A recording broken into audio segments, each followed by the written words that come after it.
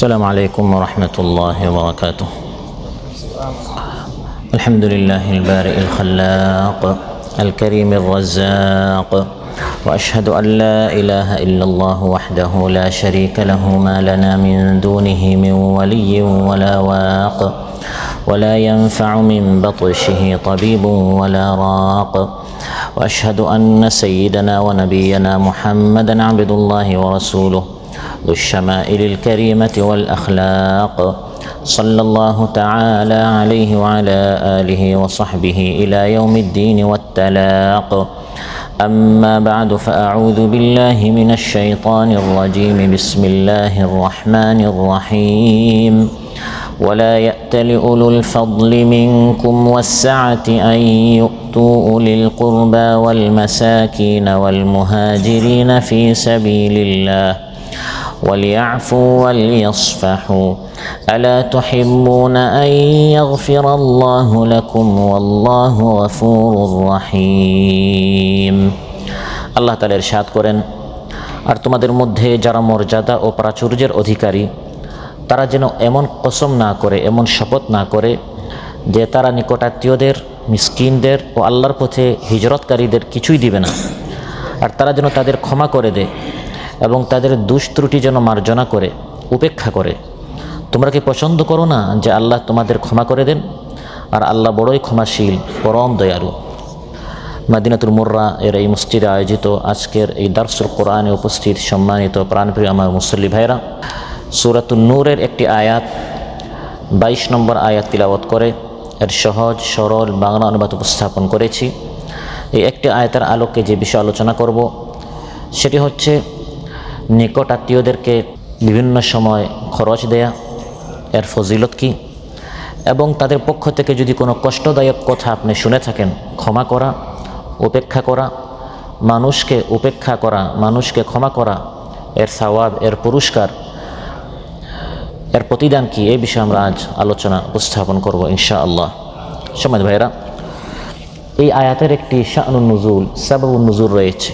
কি পরিস্থিতি এবং প্রেক্ষাপটে এই আয়াত নাজিল হয়েছে?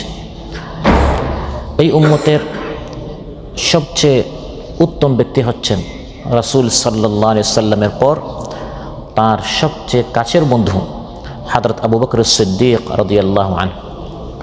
মুনাফিকরা হযরত আবু বকর সিদ্দিক রাদিয়াল্লাহু আনহুর মেয়ে, কন্যা, আমার আপনার মা, আম্মা জান, রাসূল সাল্লাল্লাহু আলাইহি সাল্লামের স্ত্রী উম্মুল মুমিনিন আয়েশা সিদ্দিকা বিনতু সিদ্দিক রাদিয়াল্লাহু আনহুমা, তার উপর তারা মিথ্যা অপবাদ দিয়েছে, তার সতীত্বের উপর তারা অপবাদ দিয়েছে, নাউযুবিল্লাহ।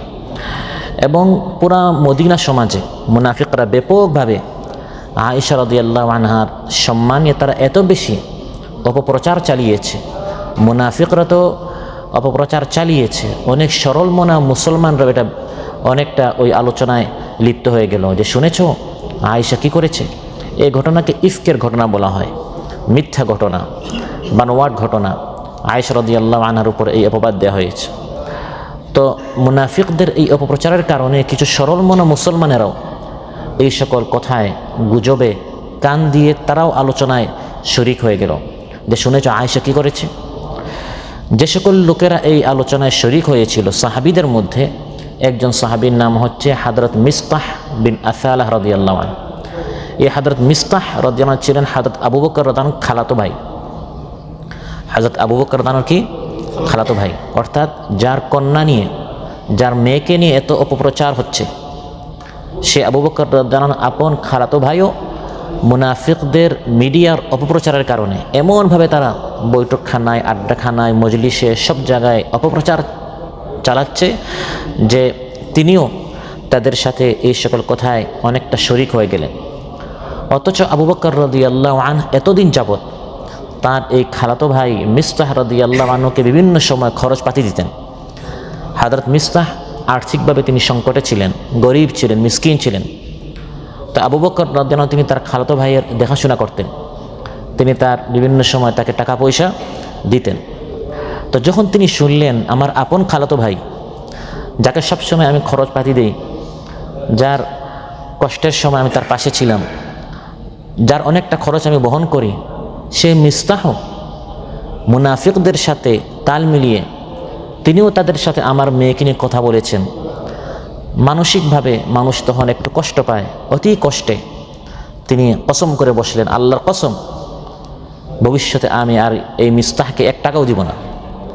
এতদিন যেরকম আমি তাকে বিভিন্ন সাহায্য সহযোগিতা করতাম, এখন থেকে এই ধরনের সাহায্য সহযোগিতা আমি তাকে আর করব না। এই প্রেক্ষিতে আল্লাহ তাআলা এই আয়াত নাজিল করেছেন, যেটা আমাদের অনেকের বাস্তবতা, যে সারা জীবন আমি আমার খালাতো ভাই, মামাতো ভাই, ফুফুতো ভাই, চাচাতো ভাই, তালতো ভাই, আমরা যারা প্রবাসে আছি, আমরা তাদেরকে অনেক সময় অনেক কিছু দিয়ে থাকি। বিবাহ শাদীতে, সংকটে, মুসিবতে যখন পড়ে আমরা তাদেরকে দিয়ে থাকি। ঘটনাক্রমে কোনো দিন যখন শুনি ওই আমার আপনজন, যার কষ্টের সময় আমি তার পাশে দাঁড়ালাম, সে এখন আমাকে নিয়ে কটু কথা বলে, সে সমাজের সাথে তাল মিলিয়ে আমার বিরুদ্ধে ষড়যন্ত্র করে, তখন আমরাও কসম করে বসি আর জীবন আমি তার কোনো সাহায্য সহযোগিতা করব না। আর মনে মনে চাই আরেকবার সে বিপদে পড়ুক, তখন দেখি কীরকম আমার কাছে চায়। এরকম আমরা করি কিনা? মানসিকভাবে, মানুষ হিসাবে এগুলো আমাদের অনেক সময় হয়ে যায়। আল্লাহ তাআলা আয়াত নাজিল করলেন, ওয়ালা ইয়াতালি, কসম করা যাবে না। তিনি কসম করেছিলেন, আল্লাহর কসম, আমি এই মিস্তাহকে 1 টাকাও দিব না। আল্লাহ তাআলা আয়াত নাজিল করলেন, ওয়ালা ইয়াতালি, কসম করিও না, উলুল ফাদলি মিনকুম, তোমাদের মধ্যে যারা মর্যাদাওয়ালা তারা এই ধরনের কসম করতে পারে না, কারণ তাদের মন অনেক বড়। সুবহানাল্লাহ। হযরত আবু বকর রাদিয়াল্লাহু আনহু, তিনি তার সবচেয়ে মর্যাদাওয়ালা তিনি সাহাবী ছিলেন, সাহাবীদের মধ্যে সবচেয়ে উঁচু মর্যাদা, মাকামওয়ালা ছিলেন, শানওয়ালা ছিলেন হযরত আবু বকর সিদ্দিক রাদিয়াল্লাহু আনহু। আল্লাহ তাআলা বলেন, এটি আপনার শানের খেলাফ, আপনার মানের সাথে এটা যায় না। আপনি অনেক উঁচু মর্যাদার, কে কি বললো না বললো ওই দিকে আপনি কান দিয়েন না। আপনি তো টাকা দিয়েছেন তাকে খুশি করার জন্য নয়, আপনি তাকে এই টাকাটা দিয়েছেন কাকে খুশি করার জন্য? সে কি বললো না বললো, সে কোন মানের, ওই হিসাবে সে কথা বলছে। আপনি যে মানের সেই হিসাবে আপনি দিবেন, আপনি অনেক উপরের। কারণ মৌমাছি সবসময় মধু দেখে আর মাছি সবসময় আবর্জনা দেখে। এখানে অনেক ভালো ভালো খাবার আছে, মাছির চোখ সবসময় ময়লার উপরেই পড়ে। আপনি ময়লা এবং আবর্জনা কোথায়, সেদিকে আপনি চোখ দিবেন না। আপনার মন অনেক বড়, কারণ আপনার শান অনেক বড়, আপনার মর্যাদা অনেক বড়। আপনি যাকে দিয়েছেন সেটা দিয়েছেন আল্লাহর জন্য। সে জবাবে কি করছে, কি বলছে, আপনার বিরুদ্ধে কি গীবত করছে, সেটা আপনার শোনার কোনো দরকার নেই। ওয়ালা ইয়াতালি উলুল ফাদলি মিনকুম ওয়াসসাআতি আন ইউতু উলিল কুরবা ওয়াল মাসাকিন ওয়াল মুহাজিরিন ফি সাবিলিল্লাহ। আল্লাহ তাআলা ইরশাদ করেন, তোমাদের মধ্যে যারা মর্যাদা এবং প্রাচুর্যের যারা অধিকারী, মালের যারা অধিকারী, আপনাকে আল্লাহ মাল দিয়েছেন বিধায় ওই ব্যক্তি আপনার প্রতি আশা রাখে। আল্লাহ বলেন, যারা মর্যাদাওয়ালা, যারা মালওয়ালা, সম্পদশালী, প্রাচুর্যের অধিকারী, তারা যেন কসম করে না বসে মিসকিনদেরকে আর দিব না, মুহাজিরদেরকে আর দিব না, আত্মীয়দেরকে আর দিব না। যারা মর্যাদার অধিকারী আর যারা মাল সম্পদের অধিকারী, তারা যেন এই কসম না করে। আপনার মর্যাদা অনেক উপরের আর আপনার মালও অনেক বেশি। মালটা কে দিয়েছেন? আর যদি আপনি কাতারে না এসে যার উপর কষ্ট পেয়ে আপনি কসম করছেন, এমনও হতে পারতো সে কাতারে আসতো, সে টাকার মালিক হতো আর আপনি তার দিকে তাকিয়ে থাকতেন।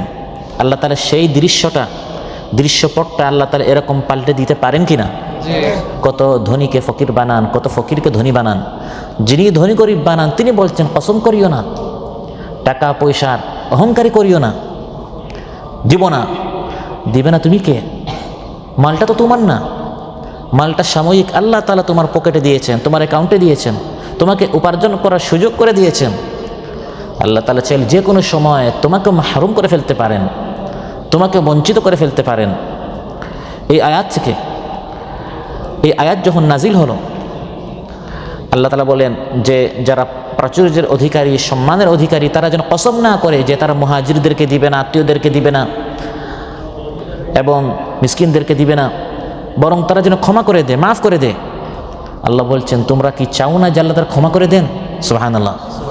আপনি ক্ষমা করে দিলে আল্লাহ তাআলা আপনাকে ক্ষমা করে দিবেন। আল্লাহ বলেন, আলা তুহিব্বুনা আন ইয়াগফিরাল্লাহু লাকুম, তোমরা কি চাও না যে আল্লাহ তাআলা তোমাদেরকে ক্ষমা করে দেন? আল্লাহু গফুরুর রহিম, আল্লাহ হচ্ছেন পরম ক্ষমাশীল, দয়ালু। এই আয়াত যখন নাজিল হলো, হযরত আবু বকর সিদ্দিক রাদিয়াল্লাহু আনহু তিনি বললেন, বালা আনা উহিব্বু আন ইয়াগফিরাল্লাহু লি, হ্যাঁ আমি চাই আল্লাহ তাআলা যেন আমাকে ক্ষমা করে দেন। সুবহানাল্লাহ। আমরা বলতাম যে আল্লাহ শুধু আমার সম্পর্কে আয়াত নাজিল করলেন, সে তো কথাটা কম বলে নাই, আপনারা শুধু আমার কথাই শুনলেন, তার কথা তো আপনারা শুনলেন না। তিনি এমন কথা বলেন নাই বিদায় তিনি হচ্ছেন সিদ্দিক আকবর, তিনি হচ্ছেন আবু বকর সিদ্দিক। কোনো সন্দেহ ছাড়া, সংশয় ছাড়া যখন আল্লাহর হুকুম আসে সঙ্গে সঙ্গে তিনি সেটা মাথা পেতে মেনে নেন। সুবহানাল্লাহ। তিনি বলেছেন, আমি চাই আল্লাহ যেন আমাকে ক্ষমা করে দেন, মিসবাহকে আমি মাফ করে দিলাম, এবং এরপরে তিনি তাকে আগের মতো দেয়া শুরু করলেন। প্রিয় ভাইরা, এই আয়াত থেকে প্রথম যে জিনিস আমরা জানলাম সেটি হচ্ছে নিকটাত্মীয়দেরকে দেয়ার সওয়াব, দেয়ার অনেক সওয়াব রয়েছে। হযরত আবু বকর সিদ্দিক রাদিয়াল্লাহু আনহু দিতেন, দেয়া বন্ধ করেছেন, এটা আল্লাহর পছন্দ লাগে নাই। তার মানে নিকটাত্মীয়দেরকে দিতে বন্ধ করতে নেই, বরং আরও বেশি দিতে হবে।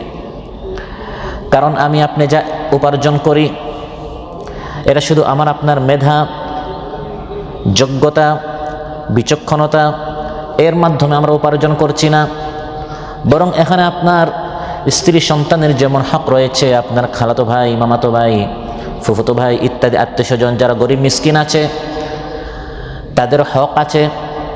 আপনি যখন তাদেরকে দেন, তারা আপনার জন্য দোয়া করে, ওই দোয়ার কারণে আপনার ইনকাম বাড়ছে। এটা শুধু আপনার যোগ্যতা দিয়ে নয়, সে যে দোয়া করেছিল ওই দোয়ার কারণে আপনি পাচ্ছেন। নয় আপনার চেয়ে আরও কত শক্তিশালী মদিনাতুল মুনওয়ারায় আছে না নাই, যে টাকা পয়সা ইনকাম করতে পারছে না, কাজ নেই বা কাজ করে টাকা পাচ্ছে না, হয়রান পেরেশান, আল্লাহ আপনাকে কিছু ইনকাম করিয়ে দিয়েছেন, তাকে দেন, কারণ সে আপনার জন্য দোয়া করেছিল। قال رسول الله صلى الله عليه وسلم هل تنصرون وترزقون إلا بضعفائكم, তোমাদের মধ্যে যারা গরিব মিসকিন তাদের মাধ্যমে মূলত তোমাদেরকে রিজিক দেয়া হয়। ওই গরিব মিসকিন অসহায় যে ব্যক্তি, যাকে তুমি দিবে না বলে তুমি থ্রেট দিচ্ছ, হুমকি দিচ্ছ, সে কিন্তু তোমার জন্য আগে দোয়া করেছিল। ওই দোয়ার কারণে এখন তোমার প্রমোশন হয়েছে, তোমার উন্নতি হয়েছে, তুমি গাড়ির ড্রাইভিং লাইসেন্স পেয়েছো, তোমার ব্যবসায় উন্নতি হচ্ছে, এটা তার দোয়ার কারণে। আর এখন তুমি তাকে দিতে দেওয়াটা বন্ধ করে দিচ্ছ। ইয়াসআলুনাকা মাযা ইউনফিকুন, আল্লাহ তাআলা বলেন তারা আপনাকে প্রশ্ন করে, হে নবী আমরা যা উপার্জন করি এই মাল আমরা কাদেরকে দিব, এই মাল এই সম্পদ আমরা কাদের উপর খরচ করব, খরচ আপনি কাদের উপর করবেন। খাতগুলো, খাতের তালিকা আল্লাহ তাআলা জানাচ্ছেন, কুল মা আনফাকতুম মিন খাইরিন ফালিল ওয়ালিদাইনি ওয়াল আকরাবিন ওয়াল ইয়াতামা ওয়াল মাসাকিন ওয়া ইবনিস সাবিল। প্রথম হচ্ছে মা বাবাকে দিতে হবে, 2 নম্বর নিকটাত্মীয়দেরকে দিতে হবে, 3 ইয়েতিমদেরকে দিতে হবে, 4 মিসকিনদেরকে দিতে হবে। তাহলে নিকটাত্মীয়রা তারা আপনার সবচেয়ে কাছের যে পরিবার, স্ত্রী, সন্তান, মা বাবা, এরপরেই নিকটাত্মীয়দের হক রয়েছে। কোরআনের মধ্যে আল্লাহ তাআলা বলেছে, এমনকি পর মিসকিনকে দেওয়ার চেয়ে আপন যে মিসকিন, আপনার নিকটাত্মীয় যে মিসকিন, যে দরিদ্র আছে, যে অসহায় আছে, তাকে দেওয়ার মধ্যে দ্বিগুণ সওয়াব। قال رسول الله صلى الله عليه وسلم, মহানবী সাল্লাল্লাহু আলাইহি ওয়াসাল্লাম ইরশাদ করেন, তিরমিজি, নাসাঈ, ইবনে মাজাহ এবং মুসনাদ আহমদে এসেছে, আস-সাদাকাতু আলাল মিসকিনি সাদাকা, সাধারণ কোন মিসকিনের উপর যখন আপনি সাদাকা করেন তখন আপনি একটা সাদাকা এর সওয়াব পাবেন। ওয়া আলা যিল কারাবাতি ইসনাতান সাদাকাতুন ওয়াসিলা, আর নিকটাত্মীয়ের উপর যখন আপনি সাদাকা করবেন, সে তার মেয়েকে বিবাহ দিতে পারছে না বা ছেলেকে বিবাহ করাতে পারছে না, আপনি তাকে সহযোগিতা করলেন, বা যে কোনো একটা বিপদে পড়লো, এই সহযোগিতা যদি আপনি পর কাউকে করেন একটা সওয়াব পাবেন। আর নিকটাত্মীয়কে করলে 2টি সওয়াব, একটা হচ্ছে সাদাকার সওয়াব, আর একটা হচ্ছে আত্মীয়তার সম্পর্ক আপনি অটুট করেছেন, এর জন্য আপনার জন্য দ্বিগুণ সওয়াব রয়েছে। আল্লাহ তাআলা বলেন, ওয়ালা ইয়াতুল কসম, যেন তোমাদের মধ্যে কেউ না করে, উলুল ফাদলি মিনকুম ওয়াসআহ, তোমাদের মধ্যে যারা সম্মানওয়ালা, যারা টাকা পয়সাওয়ালা, তারা যেন কসম না করে, আইয়ুতু উলিল কুরবা ওয়াল মাসাকিন ওয়াল মুহাজিরিন ফি সাবিলিল্লাহ, নিকটাত্মীয়, মিসকিন এবং আল্লাহর পথে যারা হিজরত করেছে তাদেরকে দিতে তারা যেন কসম না করে। এই 3 গুণ হযরত মিসতাহের মধ্যে ছিল। আবু বকর যে খালাতো ভাই, যিনি আয়েশা রাদিয়াল্লাহু আনহার কথা বলেছিলেন এবং আবু বকর বলেছিলেন আমি তাকে দিব না, ওই হযরত মিসতাহ এই 3 গুণ তার মধ্যে ছিল। তিনি নিকটাত্মীয় ছিলেন, মিসকিনও ছিলেন, আর তিনি হিজরত করেছিলেন, মক্কা থেকে মদিনা তিনি হিজরত করেছিলেন। তো আল্লাহ বলেন নিকটাত্মীয়দেরকে, মিসকিনদেরকে এবং আল্লাহর পথে যারা হিজরত করেছে তাদেরকে দিতে আমি দিব না, এই বিষয়ে তোমরা কসম করি না, বরং কি করতে হবে? ওয়ালিয়াফু ওয়ালিয়াসফাহু, ক্ষমা করে দিতে হবে, উপেক্ষা করতে হবে। কিছু কথা যেমন শুনি নাই, যেমন জানি না, জেনেও না জানা, সব কথা ধরতে নাই।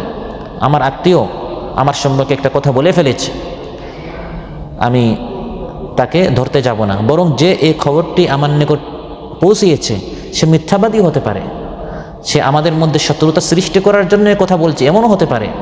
কারণ যে অন্যের কথা আপনার নিকট পৌঁছায়, আপনার কথা অন্যের নিকট পৌঁছায়।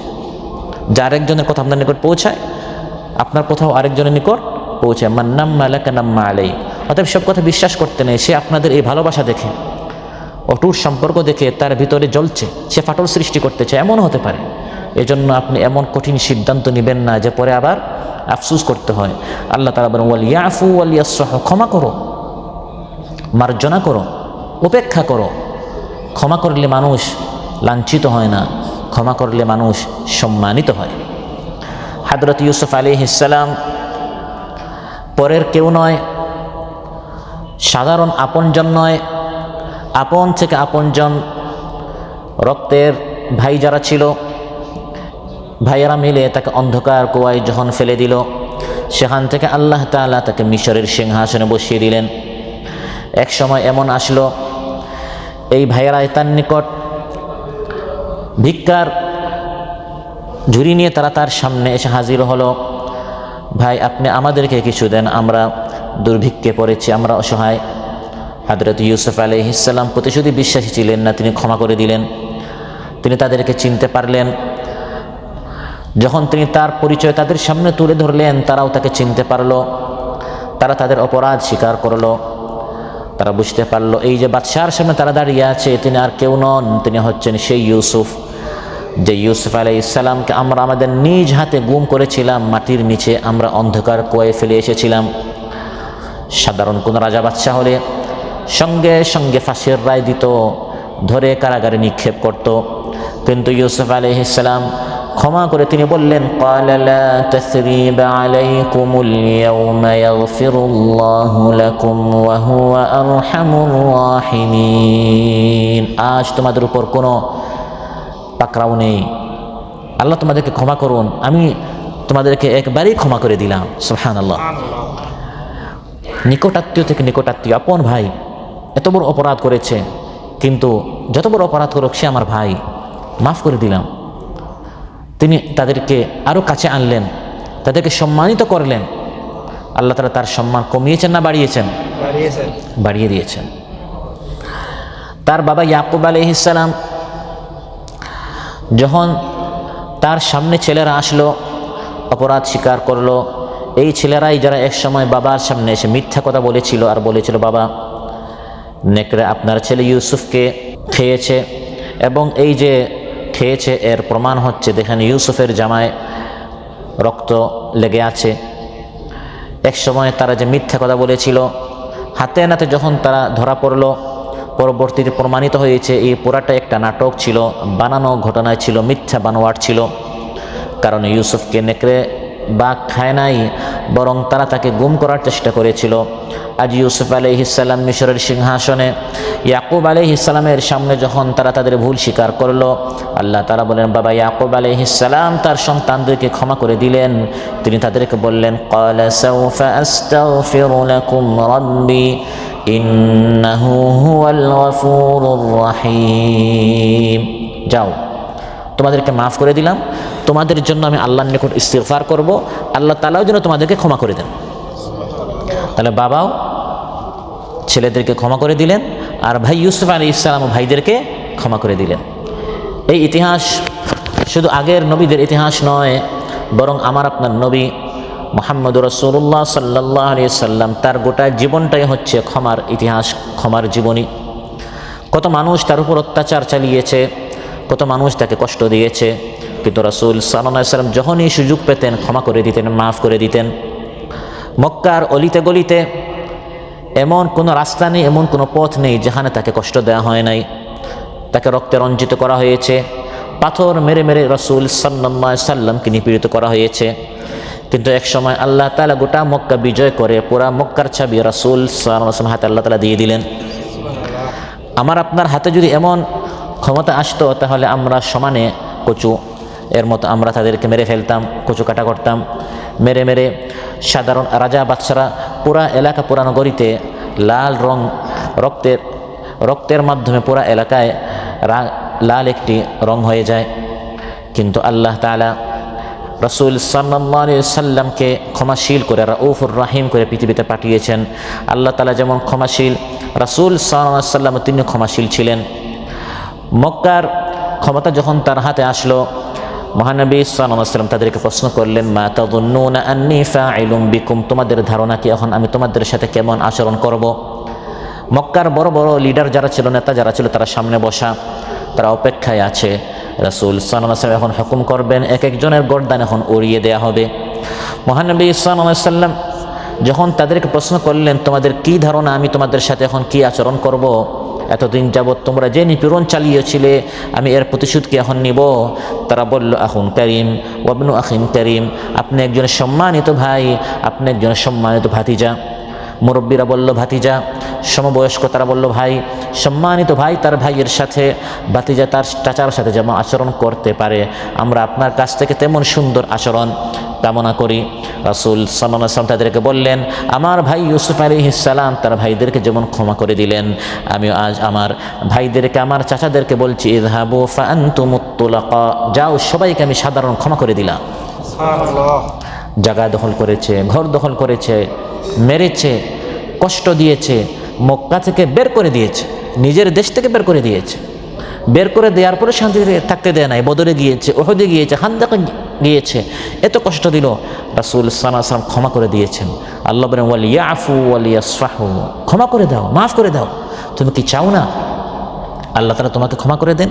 তুমি যদি ক্ষমা করে দাও আল্লাহ তোমাকে ক্ষমা করে দিবেন। সহিহ মুসলিমে এসেছে, আয়েশা রাদিয়াল্লাহু আনহা বলেন, মা দারাবা রাসূলুল্লাহ সাল্লাল্লাহু আলাইহি ওয়াসাল্লাম শাইআন কাত্তু বিয়াদিহি ওয়ালা ইমরাআতান ওয়ালা খাদিমা ইল্লা আন ইউজাহিদা ফি সাবিলিল্লাহ। মহানবী সাল্লাল্লাহু আলাইহি ওয়াসাল্লাম কোনোদিন কোনো পুরুষকে, কোনো মহিলাকে, কোনো চাকরকে তার হাত দ্বারা মারেন নাই, ক্ষমা করে দিতেন, আঘাত করতেন না, মারতেন না, মাফ করে দিতেন। হ্যাঁ, আল্লাহর পথে জিহাদের সময় আবু জেহেল, আবু লাহাব, উতবা, শাইবা, বড় বড় কাফিররা যখন ময়দানে আসতো তখন তিনি ক্ষমা করতেন না, কারণ এখানে নিজের জন্য নয়, এখানে আল্লাহর জন্য। কিন্তু নিজের ব্যক্তিগত কোনো কারণে তিনি কখনো কাউকে পাকড়াও করতেন না, বরং তিনি মাফ করে দিতেন, ছাড় দিতেন, ছেড়ে দিতেন। ওয়ামা নীলা মিনহু শাইউন কাত্তু ফায়ান্তাকিমু মিন সাহিবিহি ইল্লা আন ইউনতাহাকা শাইউন মিন মাহারিমিল্লাহ ফায়ান্তাকিমু লিল্লাহি তাআলা। আয়েশা রাদিয়াল্লাহু আনহা বলেন, যখন মহানবী সাল্লাল্লাহু আলাইহি ওয়াসাল্লামের ব্যক্তিগত কোনো কষ্ট দেওয়া হতো, তার কোনো ক্ষতি করা হতো, তখন তিনি প্রতিশোধ নিতেন না, মাফ করে দিতেন, ক্ষমা করে দিতেন। হ্যাঁ, আল্লাহর কোনো হক যখন নষ্ট করা হতো, আল্লাহকে গালি দেওয়া হয়েছে, কোরআনকে উপহাস করা হচ্ছে, তখন তিনি মাফ করতেন না, কারণ এখানে মাফ করা হচ্ছে দুর্বলতা। এখানে মাফ করলে জালিম আরও বড় ফেসিস্ট হবে, জালিম হবে, স্বৈরাচার হবে, আরও বেশি বাড়াবাড়ি সীমা লঙ্ঘন করবে। ওয়াগলুত আলাইহিম, আল্লাহ বলেন কাফির মুশরিক মুনাফিকদের সাথে কঠোরতা অবলম্বন করো। কিন্তু ব্যক্তিগত কারণে মহানবী সাল্লাল্লাহু আলাইহি ওয়াসাল্লাম কখনো প্রতিশোধ গ্রহণ করেন নাই।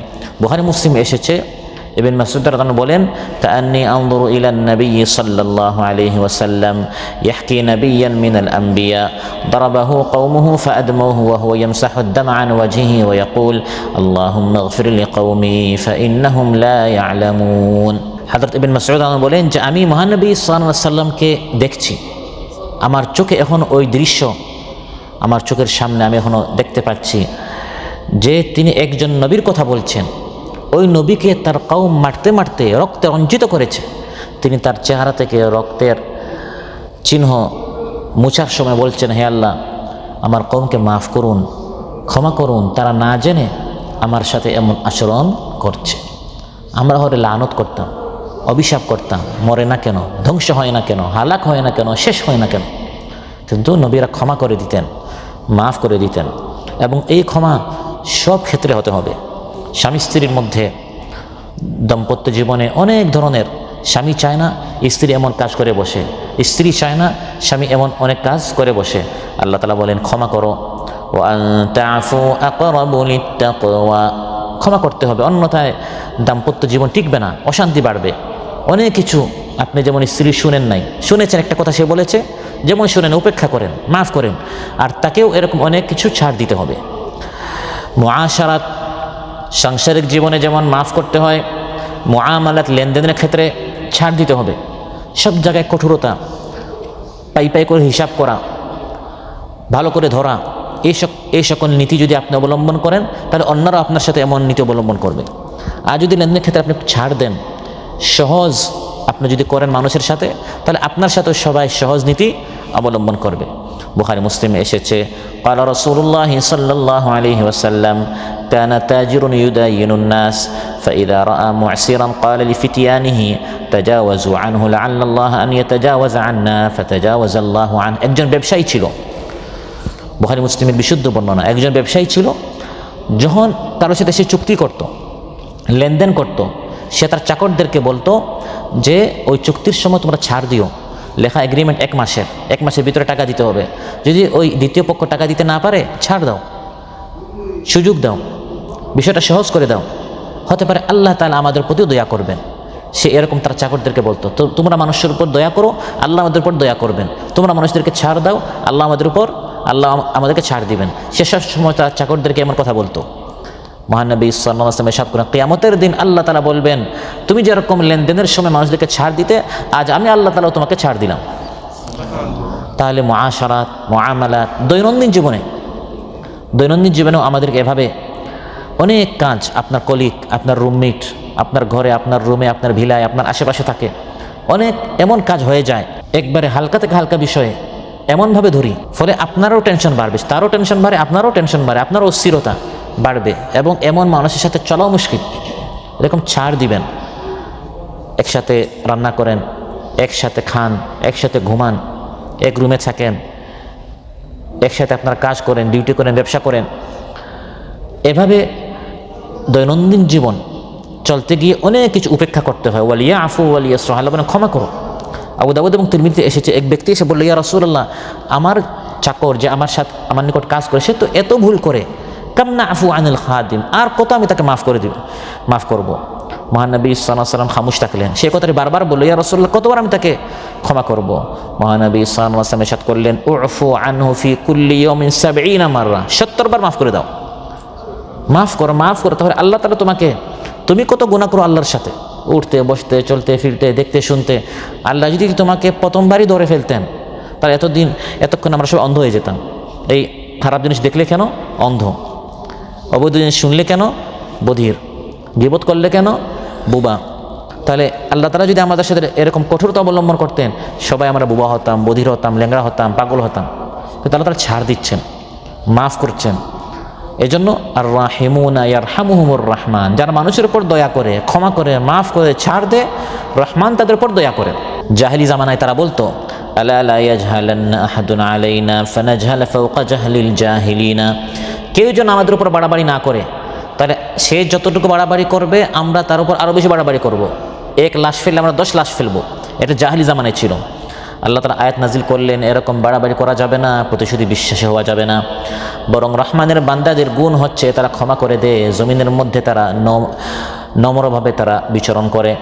ওয়াইবাদুর রহমানিল্লাযীনা ইয়ামশুনা আলাল আরদি হাওনা ওয়া ইযা খাতাবাহুমুল জাহিলুনা ক্বালু সালামা। রহমানের বান্দা হচ্ছে তারা যারা জমিনের মধ্যে নম্রতার সাথে চলে। আমাকে চিনো, তুমি আমাকে গালি দিয়েছো, তুমি আমার উপরে কথা বলেছো, এরকম কঠোরতা অবলম্বন করে না। আরে এক কথা বলে ফেলেছে, বাদ দেন না, ছেড়ে দেন। ইয়ামশুনা আলাল আরদি হাওনা, নরম, অত্যন্ত নম্রতার সাথে জমিনে বিচরণ করে। আর কেউ যদি একটা কথা বলে ফেলে, সালাম বলে সেখান থেকে কেটে পড়ে, ধরে না, প্রতিশোধ নেয় না, বদলা নেয় না, মাফ করে দেয়। এরকম যদি আপনি মাফ করেন, ক্ষমা করেন, পুরস্কারটা কি? প্রথম পুরস্কার হচ্ছে আপনার সম্মান বাড়বে। আপনার সম্মান বাহ্যিকভাবে আমরা দেখি সম্মান কি হয়, সে আপনাকে একটা কথা বলেছে, আপনি উত্তর দেন নাই, তখন শয়তান উস্কাতে থাকে, আরে উত্তর দেন না, আপনি কম নাকি, আপনারও জবান আছে। তখন অনেক সময় আমরা বলে ফেলি, ভাই আমার জবান নষ্ট করিয়েন না। মাফ করলে প্রথম পুরস্কার হচ্ছে যে আল্লাহ তাআলা সম্মান বাড়িয়ে দেন। সহিহ মুসলিমে এসেছে, ক্বালা রাসূলুল্লাহ সাল্লাল্লাহু আলাইহি ওয়াসাল্লাম, ওয়া মা যাদাল্লাহু আবদান বিআফওয়িন ইল্লা ইজ্জা। কোনো বান্দা যখন মাফ করে ক্ষমা করে তখন আল্লাহ তাআলা সম্মান বাড়িয়ে দেন। দ্বিতীয় পুরস্কার হচ্ছে মাফ করলে আল্লাহ তাআলা ভালোবাসেন, সুবহানাল্লাহ। কারণ আপনার একটা গুণ আল্লাহর গুণের সাথে মিলে গেছে। আপনি দেখবেন একটা মাহফিলে, একটা বৈঠকে, একটা রুমে, একটা ঘরে, আপনি সাধারণত ওই ব্যক্তির কাছে যাবেন যার গুণের সাথে আপনার গুণের একটা মিল আছে, ফলে একটা অন্তরের সম্পর্ক হয়ে যায়। আর যার সাথে আপনার গুণের মিল নাই, চরিত্রের মিল নাই, অটোমেটিক একটা অজানা দূরত্ব সৃষ্টি হয়ে যায়। তো আল্লাহ তাআলা এই ব্যক্তিকে ভালোবাসেন কারণ এই ব্যক্তির গুণ আল্লাহ গুণের সাথে মিলে গেছে। আল্লাহ তাআলা বলেন, ওয়াল কাযিমিনাল গায়যা ওয়াল আফিনা আনিন নাসি ওয়াল্লাহু ইউহিব্বুল মুহসিনিন। যারা নিজেদের ক্রোধকে কন্ট্রোল করে, মানুষকে মাফ করে দেয়, আর নিশ্চয়ই এই ধরনের নেক এবং সৎকর্মশীল যারা মানুষকে ক্ষমা করে দেয়, আল্লাহ তাআলা তাদেরকে ভালোবাসেন।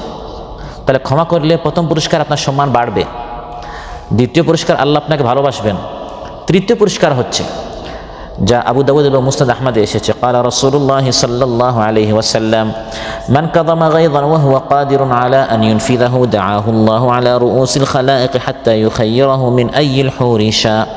যে ব্যক্তি তার গুসাকে, তার ক্রোধকে, রাগকে কন্ট্রোলে রাখলো, অথচ সে বদলা নিতে পারে, সে এখন ক্ষমতায়। এতদিন যে আপনার উপর জুলুম করেছে, এখন আপনি তার উপর ফোরম্যান হয়েছেন, এখন তার বেতনটা আপনার হাতে, আপনি চাইলে আটকাতে পারেন। এখন আপনি তার মুদির হয়েছেন। এই মুদিরগিরি কয়দিনের, এই ফোরম্যানগিরি কয়দিনের? আল্লাহ তাআলা কিছুদিন আপনাকে ক্ষমতা দিয়েছেন, এখন আপনি কি করেন? তার উপর ক্ষমতা পাওয়ার পর যদি আপনি তাকে মাফ করে দেন, যে লোকটা এতদিন আপনার উপর বাড়াবাড়ি করেছে, রাসূল সাল্লাল্লাহু আলাইহি ওয়াসাল্লাম ইরশাদ করেন, কিয়ামতের দিন সকল মানুষের সামনে আল্লাহ তাআলা এই মানুষকে ডাকবেন আর বলবেন, যাও জান্নাতে যত হুর তুমি চাও এত হুর আমি তোমাকে দিয়ে দিলাম। সুবহানাল্লাহ। মন যা চায় জান্নাতের নাজ ও নিয়ামত আল্লাহ তাআলা তাকে দিবেন, কারণ চরম গুসার সময় আপনি ক্ষমা করেছেন, প্রতিশোধ গ্রহণ করেন নাই, মাফ করে দিয়েছেন। আর সবচেয়ে বড় পুরস্কার হচ্ছে ক্ষমা করলে আল্লাহ তাআলা চিরসুখের স্থান জান্নাত দিবেন। মুসনাদ আহমদে এসেছে যে একদিন মহানবী সাল্লাল্লাহু আলাইহি ওয়াসাল্লাম এভাবে সাহাবীদের সাথে বসা, তিনি সাহাবীদেরকে বললেন, ইয়াতলা আলাইকুমুল আন রাজুলুন মিন আহলিল জান্নাহ, এখন আপনাদের সামনে জান্নাতি এক ব্যক্তি আসবে। তো সবাই তাকাতে থাকলো সেই লোকটাকে। হঠাৎ দেখা গেল একজন আনসারী ব্যক্তি আসলেন। পরের দিন মহানবী সাল্লাল্লাহু আলাইহি ওয়াসাল্লাম এভাবে আলোচনা করছেন, আবার তিনি বললেন, ইয়াতলা আলাইকুমুল আন রাজুলুন মিন আহলিল জান্নাহ, এখন আপনাদের সামনে জান্নাতি ব্যক্তি আসবে। অর্থাৎ সে দুনিয়াতে জান্নাতের সার্টিফিকেট সে পেয়ে ফেলছে, সে জান্নাতে। আমাদের কারো ভাগ্যে যদি এরকম হতো, ভাই আপনার কোনো চিন্তা নেই, আপনি জান্নাতে যাবেন, কত বড় একটা আনন্দ এবং খুশনসিবে। তৃতীয় দিন এভাবে আলোচনা করছেন এবং বললেন যে এখন এক জান্নাতি ব্যক্তি আসবে। 3 দিন দেখা গেল একই ব্যক্তি আসলো। উপস্থিতির মধ্যে একজন সাহাবী ছিলেন, বয়স কম, আব্দুল্লাহ বিন আমর বিন আস রাদিয়াল্লাহু আনহুমা। তিনি কি করলেন, তাড়াতাড়ি ওই ব্যক্তির পিছনে পিছনে গেলেন এবং তার ঘরে গিয়ে মেহমান হলেন এবং মনে ইচ্ছা ছিল আমি তার ঘরের গোপন কাজটা দেখতে চাই। অবশ্যই কোনো একটা গোপন নেক আমল আছে, যে নেক আমলের কারণে তিনবার রাসূল সাল্লাল্লাহু আলাইহি ওয়াসাল্লাম তার জান্নাতের সুখবর দিচ্ছেন।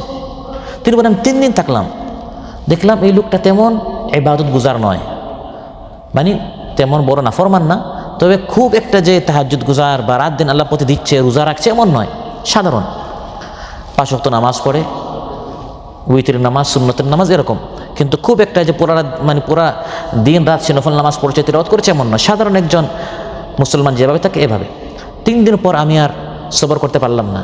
আমি তাকে বললাম যে ভাই, আমি মূলত আপনার নিকট মেহমান হিসেবে এসেছি এই জন্য, আপনার গোপন আমলটা দেখার জন্য, কিন্তু আমি তো দেখলাম আপনি তেমন কোনো আহমরি তেমন একটা নেক আমল করছেন, বিষয়টা কি? মহানবী সাল্লাল্লাহু আলাইহি ওয়াসাল্লাম 3 দিন আপনাকে জান্নাতের সুখবর দিলেন, বিষয়টা কি?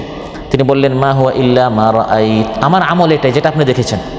গায়রা আন্নী লা আজিদু ফি নাফসি লিআহাদিন মিনাল মুসলিমিনা গিশশান ওয়া লা আহসুদু আহাদান আলা খাইরিন আতাহু আল্লাহু ইয়া। আমার নামাজ রোজা যা আপনি দেখেছেন এটা আমার আমল, এর থেকে বেশি আমার কোনো আমল নেই। তবে আমার একটা কাজ, আমার একটা আমল আছে, সেটা হচ্ছে রাতে ঘুমাবার সময় আমি আমার কলবটাকে ফ্রেশ করি।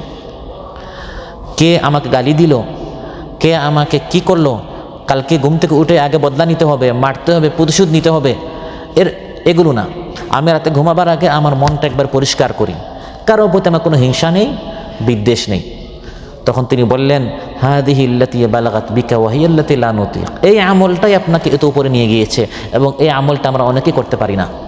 নামাজ আমরা অনেক সময় পড়তে পারি, পুরো রাত তাহাজ্জুদ পড়তে পারি, কিন্তু বদলা নেওয়ার সময় প্রতিশোধ নেওয়ার সময় সবর করতে পারি না। দুই ভাই একসাথে কাতারে আসলে একজন উন্নতি হচ্ছে, এরা দেখে মনটাকে কন্ট্রোল করা যায় না, হিংসা অটোমেটিক, তখন হিংসার আগুন জ্বলতে থাকে। আমার হোক না হোক তারটা কমাতে হবে। দুইজন একসাথে দোকান দেয়, একজনের যখন লস হয়ে যায় আর আরেকজন একটা থেকে দুইটা, দুইটা থেকে পাঁচটা, তখন দ্বিতীয়জন কি বলে, আমার উন্নতি দরকার নাই, তারটা আগে কী করতে হবে, বন্ধ করতে হবে। এই হিংসা বিদ্বেষের কারণে আপনার নামাজ রোজা সব নষ্ট হয়ে যাচ্ছে। ফাইন্নাল হাসাদা ইয়াকুলুল হাসানাত কামা তাকুলুন নারুল হাতাব। যেরকম আগুন লাকড়িকে খেয়ে ফেলে, হিংসা সব নেকিকে শেষ করে ফেলে। আর এই ব্যক্তির তেমন নামাজ রোজা নাই, সাধারণ একজন ইমানদার ছিলেন, কিন্তু অন্তরটা পরিষ্কার থাকার কারণে, বদলা নেওয়া, প্রতিশোধ নেওয়া, এটাতে বিশ্বাসী না হওয়ার কারণে ক্ষমা করে দিতেন, এজন্য তিনি এত উঁচু মর্যাদায় গিয়েছেন। আর সবচেয়ে বড় পুরস্কার যেটা আলোচ্য আল্লাহ তাআলা বলেছেন, ক্ষমা করে দিলে আল্লাহ আপনাকে ক্ষমা করে দিবেন। এর থেকে বড় পুরস্কার কী হতে পারে? আল্লাহ আপনাকে মাফ করে দিবেন, আল্লাহ আপনাকে ক্ষমা করে দিবেন যদি আপনি মানুষকে ক্ষমা করে দেন। আল্লাহ তাআলা বলেন, আলা তুহিব্বুনা আন ইয়াগফিরাল্লাহু লাকুম ওয়াল্লাহু গফুরুর রহিম। তোমরা কি চাও না আল্লাহ তাআলা তোমাদেরকে ক্ষমা করুন, তোমাদেরকে মাফ করে দেন? নিশ্চয় আল্লাহ হচ্ছেন ক্ষমাশীল, দয়ালু। আমরা অনেক সময় অনেক মানুষের এমন দোষ নিয়ে কথা বলি, যে দোষ এখন তার নাই, এক সময় ছিল, এখন আমি বলি যে তুমি এই দোষ করছো,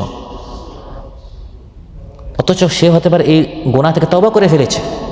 তিরমিজিতে এসেছে, মহানবী সাল্লাল্লাহু আলাইহি ওয়াসাল্লাম ইরশাদ করেন, লা তুযহিরি শামাতাতা লিআখিক ফায়ারহামুহুল্লাহু ওয়া ইয়াবতালিক। তোমার ভাইয়ের কোনো গুনাহ, কোনো দোষ, কোনো ত্রুটি নিয়ে আলোচনা করিও না, অন্যথায় আল্লাহ তাআলা তাকে এই গুনাহ মুক্ত করে তোমাকে এই গুনাহের মধ্যে আল্লাহ তাআলা ফেলে দিতে পারেন।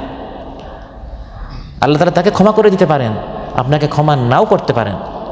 মানুষকে ক্ষমা করতে হবে, মাফ করতে হবে, ছাড় দিতে হবে, তাহলে আল্লাহ তাআলা আমাদেরকেও ক্ষমা করবেন, আমাদেরকেও আল্লাহ তাআলা মাফ করবেন। আজকের আলোচনা থেকে যেটা আমরা জানলাম, বুঝলাম, সেটা হচ্ছে প্রথমত নিকটাত্মীয়, গরিব, মিসকিন, অসহায় যারা আছে তাদেরকে দিতে থাকা, না দিয়ে থাকলে দেওয়ার চেষ্টা করা, আর যদি দিয়ে থাকি দেওয়ার মাত্রা অব্যাহত রাখা। কোনো কারণে তাদের কাছ থেকে কোনো কষ্টদায়ক কোনো কথা যদি আমরা শুনে থাকি, দেয়াটি বন্ধ না করা, বরং তখন আমার ইমানের পরীক্ষা চলে আসে, এই দেয়াটি তার জন্য না আল্লাহর জন্য। যদি আল্লাহর জন্য হয়ে থাকে আমি দিতে থাকবো, সে কি বললো না বললো ওই দিকে আমার শোনার কোনো প্রয়োজন নেই, বরং আল্লাহর জন্য আমি তাকে ক্ষমা করে দিব। ফলে আল্লাহ তাআলা আমাকে জান্নাত দিবেন, গুনাহগুলো মাফ করবেন, ক্ষমা করে দিবেন। আল্লাহ সুবহানাহু ওয়া তাআলা আমাদের সবাইকে, আজকের আলোচনা অত্যন্ত সহজ কিন্তু আমলটা অনেক কঠিন। যখন আসলে আমার জীবনে প্রতিশোধ নেওয়ার একটা সুযোগ আসবে, যে ব্যক্তির এতদিন আমি অপেক্ষায় ছিলাম, ওই সময় প্রতিশোধ না নিয়ে থাকা, এই কথা বলাটা সহজ, কিন্তু বাস্তবে ওই সময় প্রতিশোধ না নেওয়ার সিদ্ধান্ত নেওয়াটা এত সহজ নয়। আল্লাহ তাআলা এই কঠিন কাজটা, এই কোরবানির ত্যাগ করাটা আমাদের সবাইকে তৌফিক দান করুন। আমরা যেন ক্ষমাশীল হই, আমরা যেন মানুষের প্রতি দয়ালু হই, আমরা যেন ছাড় দিতে পারি, আমরা যেন মাফ করতে পারি। আল্লাহ তাআলা যেন আমাদেরকে মাফ করেন, আল্লাহ তাআলা যেন আমাদের গুনাহ খাতাগুলো ক্ষমা করেন। চলতে ফিরতে, দেখতে শুনতে আমরা যত গুনাহ করেছি, আল্লাহ তাআলা আমাদের গুনাহ খাতাগুলো মাফ করুন। সুবহানাকাল্লাহুম্মা বিহামদিক, আশহাদু আল্লা ইলাহা ইল্লা আনতা, আস্তাগফিরুকা ওয়া আতুবু ইলাইক। আসসালামু আলাইকুম ওয়া রাহমাতুল্লাহি ওয়া বারাকাতুহু।